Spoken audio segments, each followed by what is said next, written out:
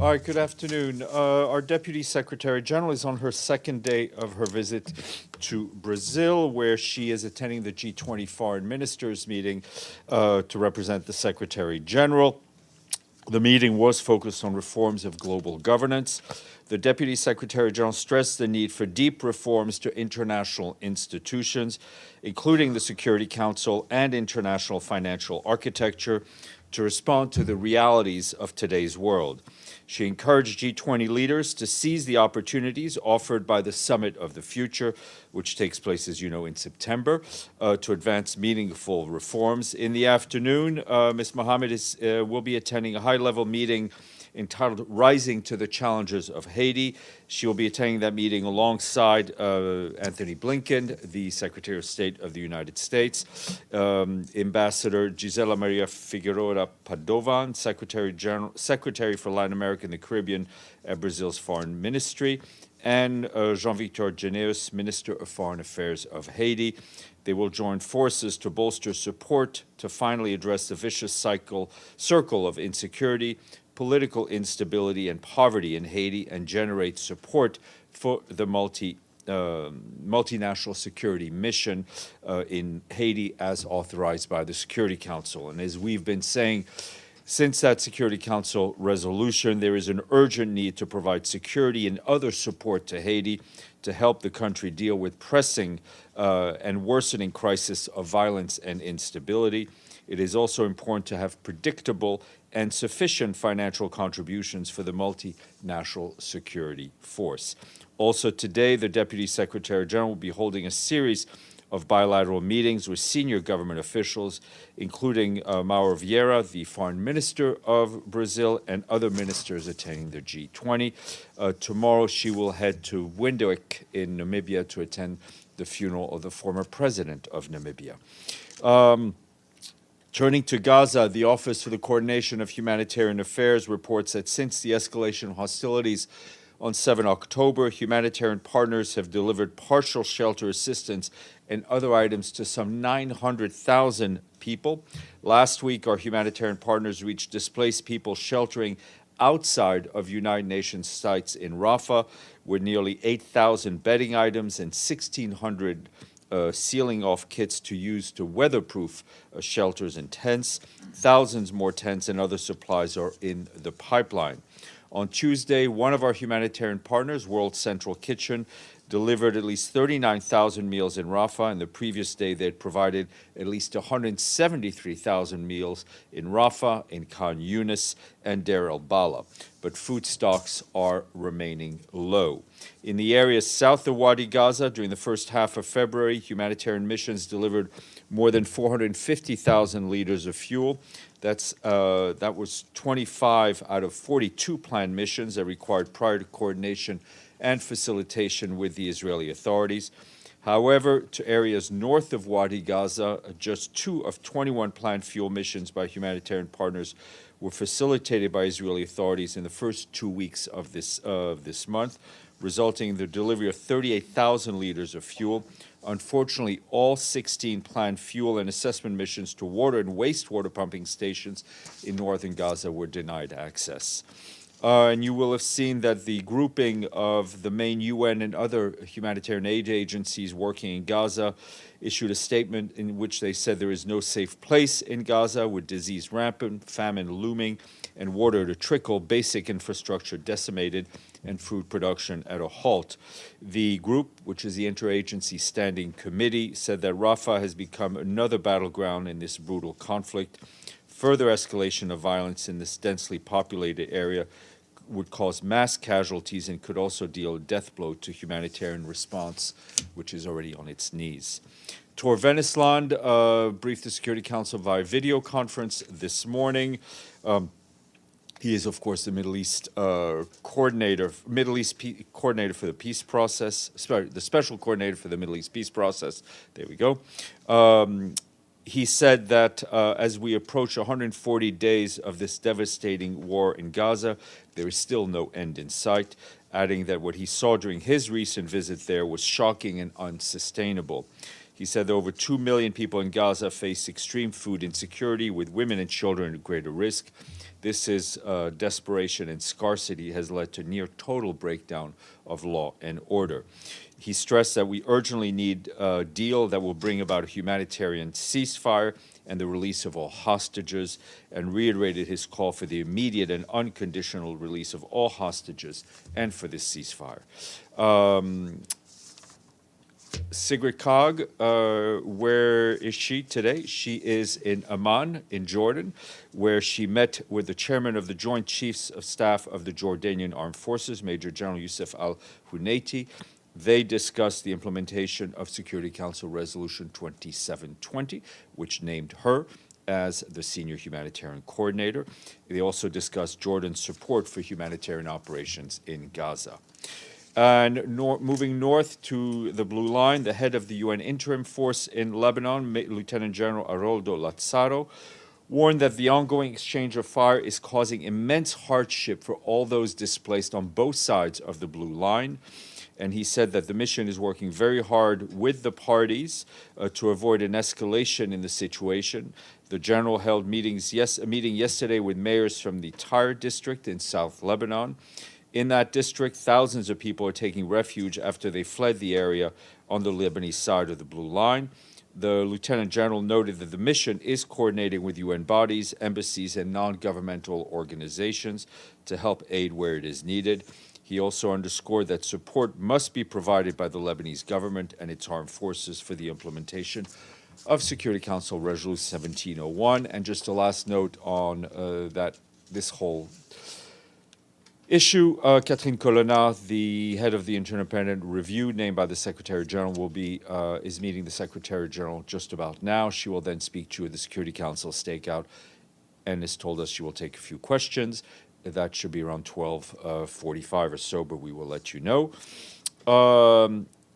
In Abyei today, the Undersecretary-General for Peace Operations, Jean-Pierre Lacroix, and the Secretary-General Special Envoy for the Horn of Africa, Hannah Tete, met with representatives of local communities as well as civil society. They listened to the concern and strongly encouraged them to continue to work towards reconciliation. Mr. Lacroix pledged the full support of the United Nations peacekeeping mission, which he noted continues to be committed to protecting civilians amidst ongoing intercommunal tensions. The delegations arrived back in Juba today for additional meetings. That's in South Sudan. Meanwhile, our colleagues in the interim force for Abyei, UNISFA, tell us that nearly 900 displaced men, women, and children in Abyei were voluntarily returned to their place of origin in Unity State in South Sudan yesterday. The displaced persons had recently sought refuge in a UN base in Rumajak, about 7 kilometers north of Abyei, where they were being protected by peacekeepers after intercommunal violence flared in Abyei in late January and early February. The South Sudanese authorities helped with that transfer. Staying in the region, in Chad, our humanitarian colleagues warned today that the food security and nutrition situation is worsening across the country due to the impact of climate change, insecurity, and the rise of food and fuel prices. The government declared a countrywide food security and nutrition emergency on January 15th. A national assessment says the number of food insecure people during the upcoming lean season between June and August could reach 2.9 million people, or 17% of Chad's population. That's the highest level in 10 years. As we told you earlier this week, Chad was among the 7 underfunded humanitarian crises that received new monies through the Central Emergency Response Fund, but additional funding is urgently needed to respond to the situation and avoid a further deterioration. The 2024 humanitarian response plan for Chad is being finalized and will be released soon.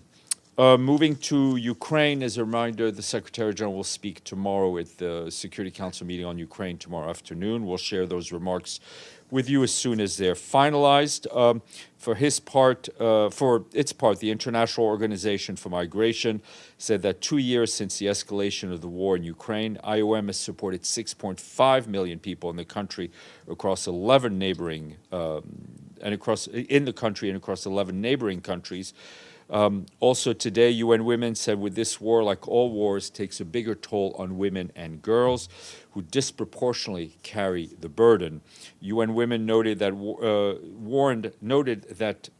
warned that predictions for this year are somber, with women and girls accounting for 56% of those expected to need humanitarian assistance. 8 million are women and girls. UN Women stressed that these continued attacks on women and their livelihoods are unacceptable. And the High Commissioner for Human Rights, Volker Turk, noted that Russia's full-scale armed attack on Ukraine, which is about to enter its third year with no end in sight, continues to cause serious and widespread human rights violations, destroying lives and livelihoods. Our friends in Geneva at UNCTAD, the UN Conference for Trade and Development, released a very interesting report today showing how attacks on Red Sea shipping added to existing geopolitical and climate-related challenges and are reshaping the trade routes around the world. UNCTAD estimates that over the past 2 months, the trade volume passing the Suez Canal decreased by 42%, with major players in the shipping industry temporarily suspending Suez transits. Weekly container ship transits have fallen 67% in Suez, and container carrying capacity, tanker transit, and gas carriers have also experienced significant declines.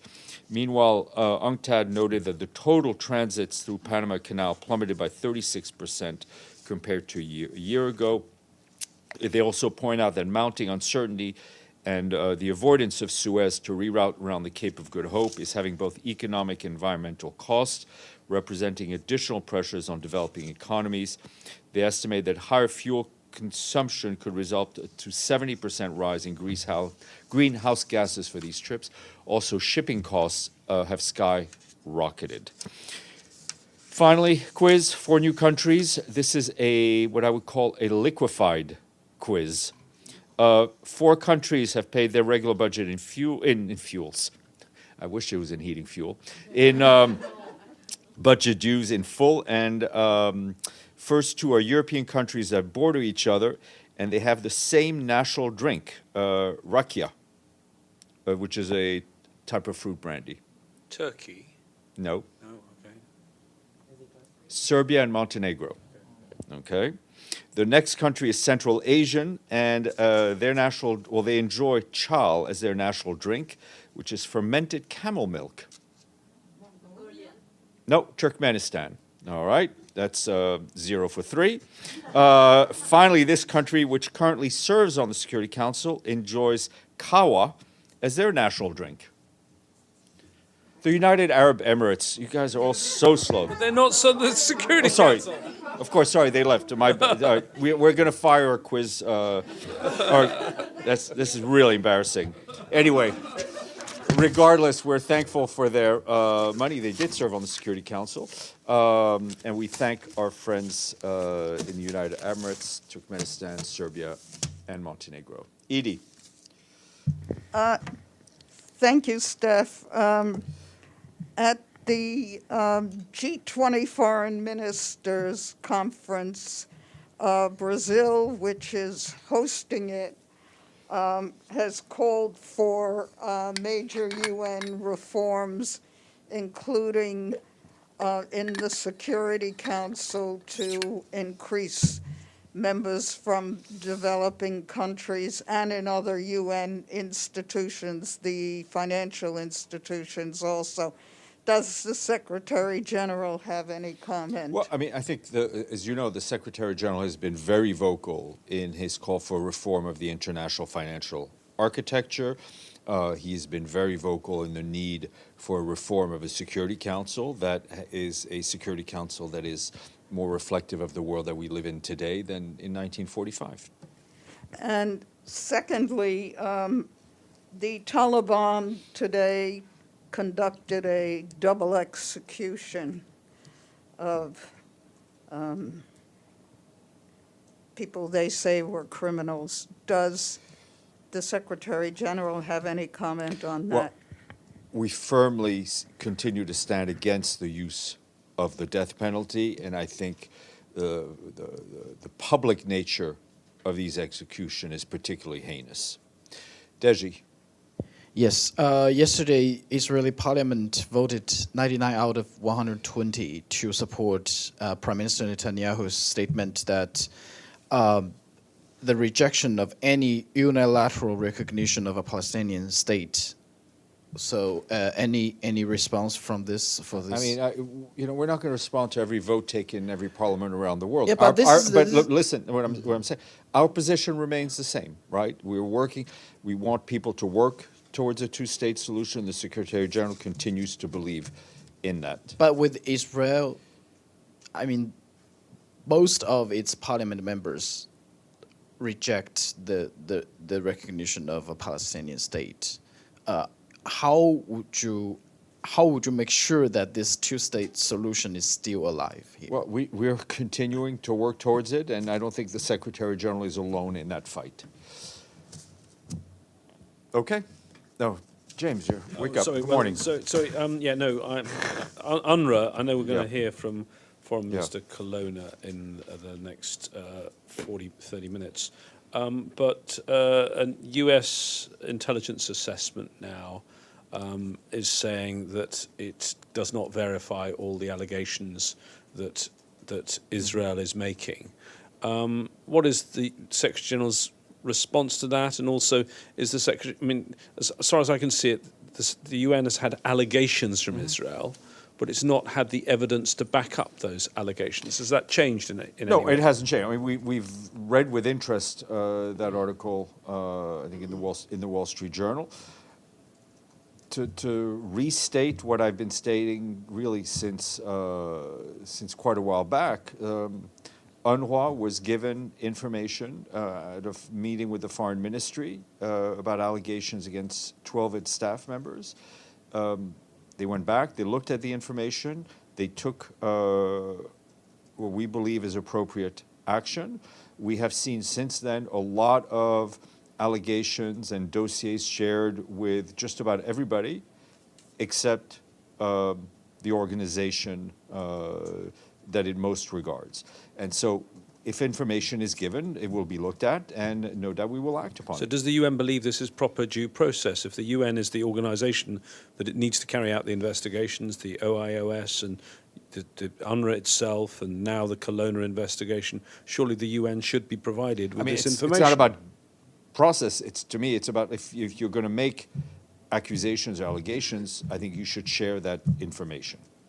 And there's no, the Secretary-General is not in any way regretting the initial action on these 12, given, I mean, the allegations were very serious, but if the evidence has not come to support those allegations. As the decision was taken under the authority granted to a head of an agency to dismiss people in the best interest of the organization. People who are dismissed, as they would for any other organization, have an appeal process. There is also no IOS investigation ongoing. Have any of them appealed? I don't have that information. Margaret Bashir. Steph, so you went through the fuel deliveries earlier in Gaza. So would you say that they're receiving adequate amounts of fuel No. or not? Okay. No.